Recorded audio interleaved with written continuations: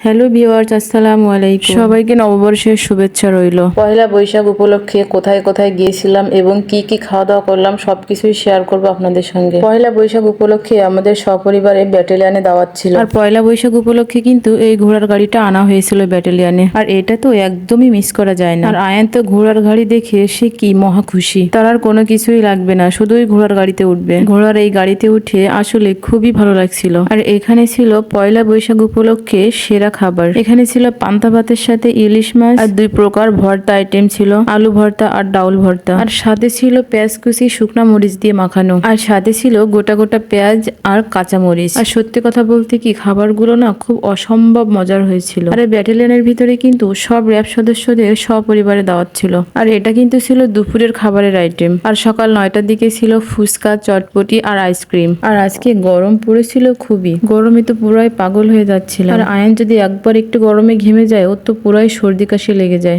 গরমে একেবারেই অস্থির হয়ে যাচ্ছিল। এখানে সব জায়গায় ফ্যানের ব্যবস্থা ছিল না, এখানে একটা ফ্যান আছে তাই এখানে বসে বসে আয়ন বাতাস খাচ্ছে। আর এই যে খেলনাতে একটা ফ্যান ছিল সেটাই চালাচ্ছে, এজন্য চুপ হয়ে বসে আছে। নয়তো ও যে দুষ্টু, একবারই এক জায়গায় চুপ হয়ে বসে থাকতে চায় না। আয়ান খুবই দুষ্টু, একবারই এক জায়গায় বসে থাকতে চায় না। আর ব্যাটালিয়নের ভিতরে বাচ্চাদের কিছু খেলনার আইটেম ঢুকিয়েছিল যাতে বাচ্চারা একটু আনন্দ পায়। আর সেখান থেকে কেনা হয়েছিল এই দুইটা। আবার খাওয়া দাওয়া শেষে এক এক করে সবাই কিন্তু এই ঘোড়ার গাড়িতে উঠছিল।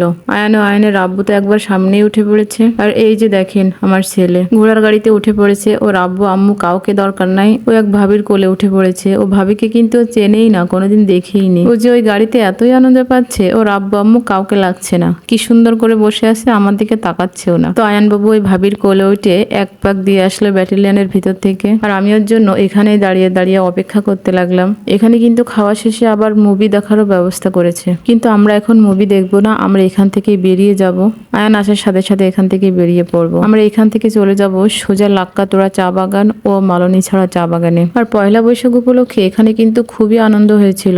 আর এই যে এখানেই সবাই মিলে মুভি দেখবে, এখনই মুভি প্লে করা হচ্ছে। আর এখন এই মুভি দেখতে গেলে কিন্তু চা বাগান ঘোরার আর সময় পাবো না, সন্ধ্যা হয়ে যাবে। চা বাগানে ঘুরতে যাওয়া ভিডিওটা পরবর্তী ভিডিওতে আপনাদের দেখাবো। তো বন্ধুরা ভালো থাকবেন, সুস্থ থাকবেন, আল্লাহ হাফেজ।